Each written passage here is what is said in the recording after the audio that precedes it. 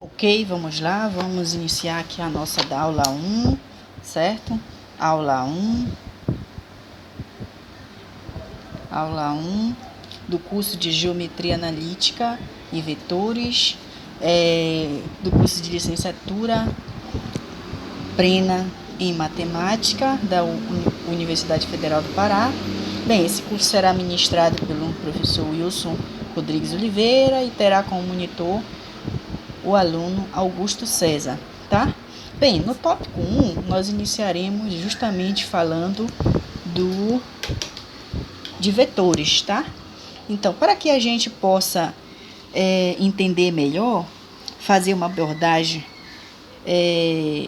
de forma mais sucinta, nós usaremos dois tipos de tratamentos, tá? O primeiro que nós iremos falar é um tratamento geométrico, ok? E posteriormente nós faremos um tratamento algébrico, pois entendemos que a visualização geométrica, né, pode facilitar o entendimento desses tópicos de forma algébrica e vice-versa, né? Muitas das vezes nós entendemos muito mais vendo o que está acontecendo do que fazendo conta e tudo mais, tá? Então, começaremos com um tratamento geométrico, ok? Bem, inicialmente faremos uma noção intuitiva. Podemos dizer, pessoal, que existem dois tipos de grandezas.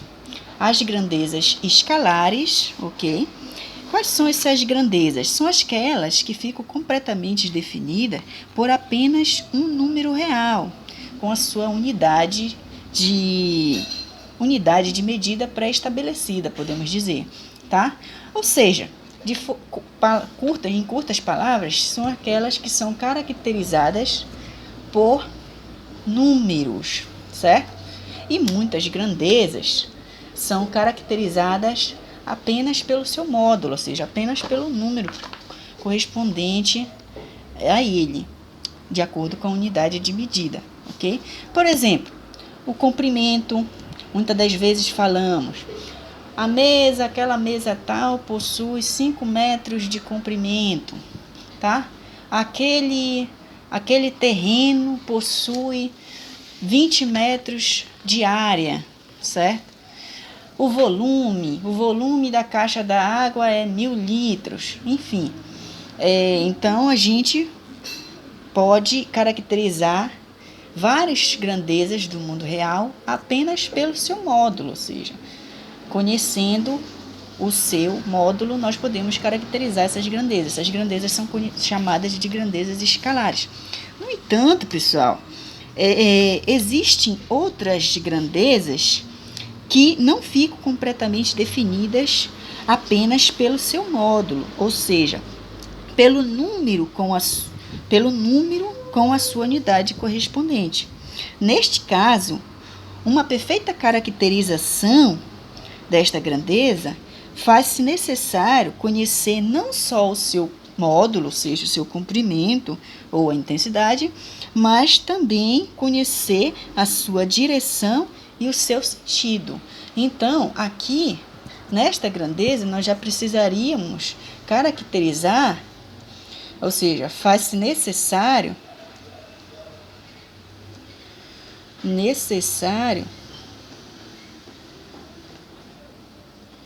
conhecer, além, né, do seu módulo, o módulo ou o comprimento, tá? Também a sua direção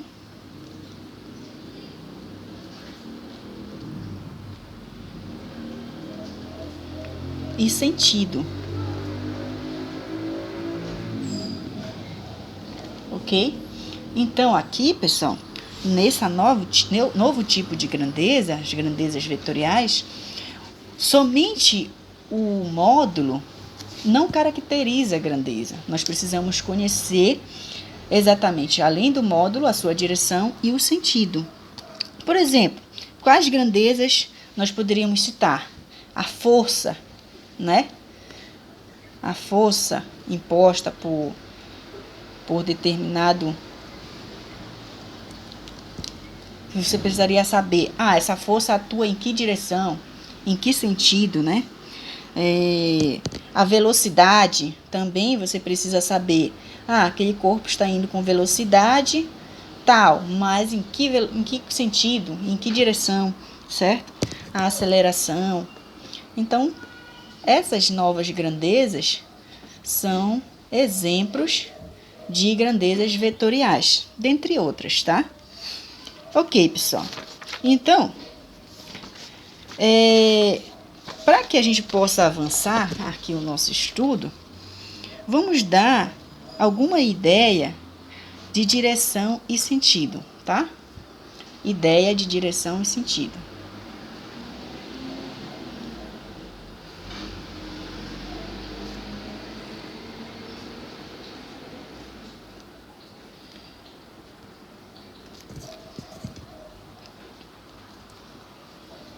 Ok. Considere as retas abaixo. Vamos considerar a seguinte reta. Uma reta R1,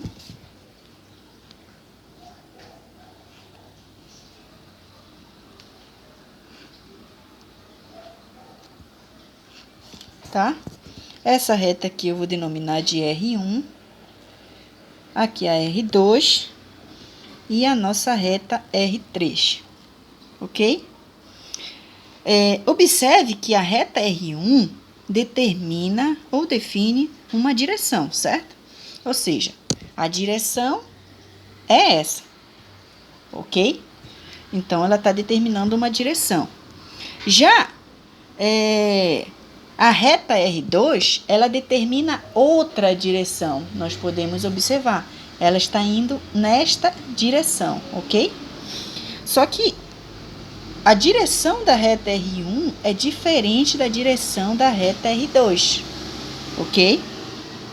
Já a reta R3, por ser paralela à reta R1, possui a mesma direção. Então, isso pode ser caracterizado através dessa imagem. A reta R2 determina uma direção diferente da R1. No entanto, a reta R1 determina a mesma direção da reta R3 por elas terem a mesma direção, por elas serem paralelas, ok? Assim, a noção de direção podemos entender da seguinte maneira. A noção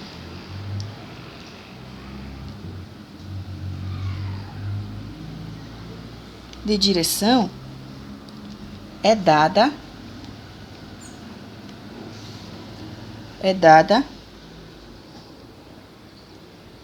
por uma reta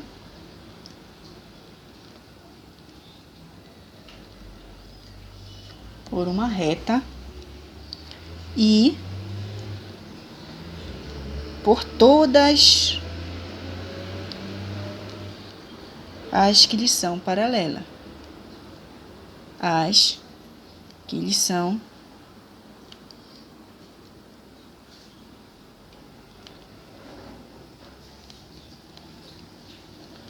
paralelas, ok? Ok. Agora, né, pessoal, vamos dar a ideia de sentido, tá? Vamos falar um pouco, entender um pouco a ideia de sentido de uma determinada grandeza, tá? Então, ó, consideremos a direção determinada pelos pontos A e B, tá? Ou seja, essa reta é determinada por esses pontos A e B. Uma pessoa caminhando sobre esta mesma direção pode se deslocar, né, de duas maneiras. No sentido de A para B, tá?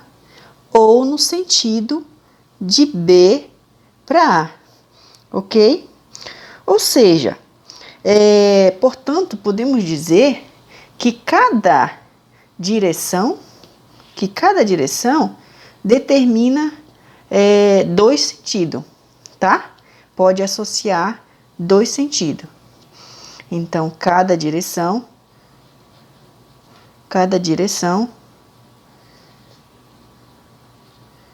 associa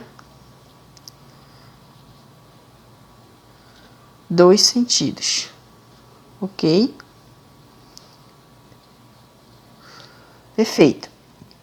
E fica óbvio que, de acordo com como nós estamos vendo aqui, nós só podemos falar em sentidos iguais ou sentidos diferentes, que seria o caso de comparar o sentido de A para B e de B para A, que seriam sentidos diferentes, caso nós estejamos sobre uma mesma direção, ok? Por exemplo, aqui eu poderia comparar esse sentido aqui com esse, e eles teriam sentidos iguais, certo? E eu também poderia comparar esse sentido com esse, e aqui nós teríamos sentidos diferentes, tá? Esse ponto aqui está indo, por exemplo, de A para B, e aqui está indo de A para C no sentido contrário, ok? No entanto, eu não poderia comparar esses dois sentidos aqui, porque eu não estou diante da mesma direção, ou seja, eu estou em retas diferentes, logo não estou na mesma direção. Ok, pessoal. Então, né, pessoal, já estamos aptos a disponibilizar uma noção intuitiva de vetor, ok? O que seria intuitivamente um vetor? Bem, intuitivamente diremos que um vetor é representado por um segmento orientado. Então, podemos caracterizar um vetor como um segmento orientado, tá? Mas o que seria um segmento orientado, tá bom? Bem, um segmento está orientado quando nele se escolhe um sentido de percurso considerado positivo. Por exemplo, se você tem um vetor representado pelos pontos AB, tá? Então, note que esse vetor aqui, o sentido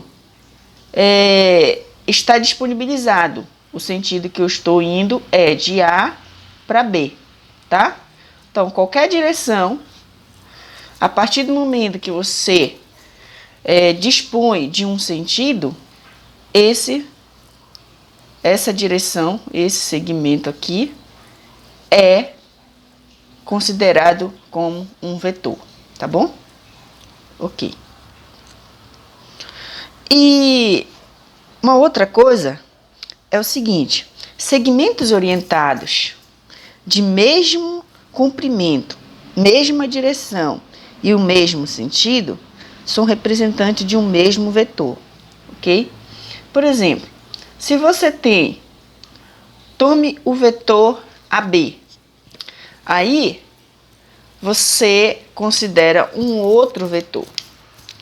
Vamos considerar um outro vetor. Um outro vetor que eu vou tomar aqui, o vetor EF, tá ok? Então, note o que a gente tem aqui, ó. Nós temos que esse nosso vetor EF, ele possui a mesma direção, porque ele é paralelo ao vetor AB, então ele possui a mesma direção do vetor AB, ele possui o mesmo comprimento, tá? Eu me preocupei com que eles possuíssem o mesmo comprimento aqui, tá bom? E também possui o mesmo sentido. Então, eu posso dizer que EF representa o vetor AB, ou seja, o vetor AB, ele é igual ao vetor EF, tá bom?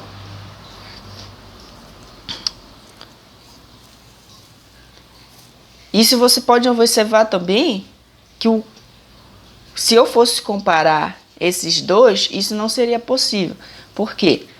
O vetor AB e o vetor CD possuem sentidos contrários, certo? Possui sentido contrário. Então, já não seria um representante do vetor AB. O CD não seria um representante do vetor AB. Então, pessoal, o fato é que nós podemos ter vários representantes de um mesmo vetor, ok? Onde estes vetores são indicados, comumente indicados, por exemplo, se eu quisesse indicar esse vetor AB aqui, comumente ele é indicado como vetor AB e você coloca essa setinha em cima, ok? Ou em alguns casos, nós também podemos indicar o vetor como B menos A. Ou seja, você pega o extremo menos a origem para indicar esse vetor, onde A é a origem e B é o extremo. A termo de notação, no que segue, vetores serão indicados por letras minúsculas, tá?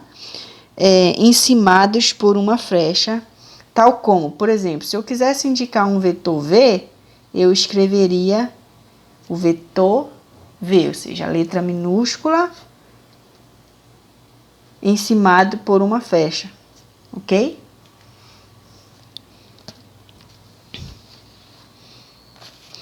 E quando escrevemos, deixa eu pegar uma outra folha aqui. E quando escrevemos V igual a B, ou seja, o vetor V igual ao vetor AB, estamos afirmando que o vetor V é determinado pelo segmento AB, ok? Como está representado aqui, tá? Então, neste caso, por exemplo, poderia dizer V igual a AB, que eu estou dizendo que o vetor V é representado pelo segmento AB, tudo bem? Porém, qualquer outro segmento de mesmo comprimento, mesma direção e mesmo sentido de AB representa também o mesmo vetor V, ok? Se eu tivesse um outro segmento aqui, CD, por exemplo, CD, desde que ele tivesse o mesmo comprimento do vetor AB, tivesse o mesmo sentido e a mesma direção, tá? Então, esse outro segmento aqui, CD, também poderia ser um representante desse meu vetor AB, dentro daquilo que nós estamos conversando, tá? Ou seja, a cada ponto do espaço pode ser considerado como origem de um segmento orientado que é representante do vetor V. Por exemplo, se eu quisesse pegar esse ponto e quisesse representar um outro vetor, que seria um representante do vetor V, bastava que eu me preocupasse em manter a mesma direção, ok? Tomar o mesmo sentido e também que eles tivessem o mesmo comprimento, tá? Então, este outro vetor aqui poderia ser um representante também para o vetor V, tudo bem?